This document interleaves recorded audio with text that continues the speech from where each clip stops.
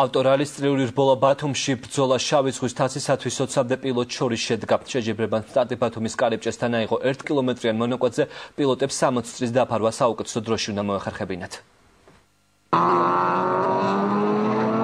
ავტორალი წრიულ რბოლაში ტრადიციულად ისევ ბათუმში. შავი ზღვის თასისთვის მებრძოლი 20-მდე პილოტი. ბათუმის კარიბჭესთან სტარტი ბრალისტებმა საღამოს 8 საათზე აიღეს.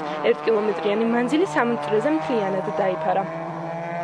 წელს განსხვავებული ფორმატი გვაქვს, იმიტომ რომ ეს ტარდება ყველაფერი განახლებულ ახალ ბათუმში შეიძლება ესე ითქვას, ახალ ბურვალის ტერიტორიაზე, ბათუმის მერიის ხელშეწყობით რა თქმა უნდა. ეს არის კლასიკური წრიული რბოლა ქალაქში. ცოტა ტრასა პატარი მართალია, მაგრამ არავის ფლამოლოდ გადიდება ეს ტრასა და ბევრად საინტერესო იქნება. ბათუმის მერიისა და კომპანია თეგეტა მოტორსის თასის გათამაშება ტრადიციულია და სამომავლოდ მისი ჩატარება საერთაშორისო დონეზე იგეგმება. რალისტებისთვის მთავარი პრიზიც სწორედ მათ დააწესეს. პირველი ადგილის მფლობელს ჯილდოდ 2500 ლარი გადასცეს. მეორე და მესამე ადგილის გამარჯვებულებიც ასევე ფულადი პრიზები დასაჩუქრდნენ.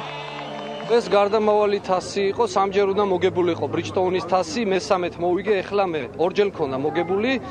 შარშან წავაგე და მეურვედის მქონდა ერთხელ მოგება და ანუ სამჯერ მოვიგე და ეს თასი წავა ჩემთან სახში და დარჩება იქ, შავი ზღვის თასი.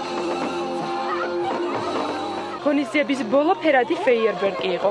ავტორალი წრიულ რბოლაში დასრულდა. 2012 წლისთვის მომზადების დაწყება კი ავტომრბოლელებს უკვე ხვალიდან შეეძლებათ.